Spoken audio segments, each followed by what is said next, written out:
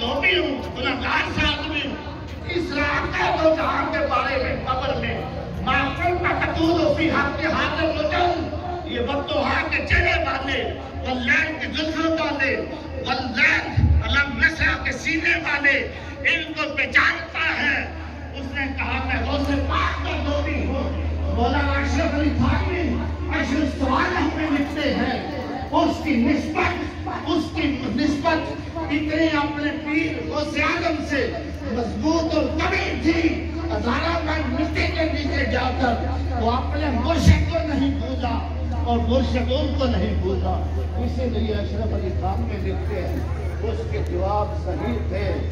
उसकी तशरीह में फरमाते हैं, गौसे पाक का जो रब है मेरा रब है, जो दीन गौसे आजम का मेरा दीन है, जो रसूल पाक गौसे आजम के जो मेरे अब्दुल।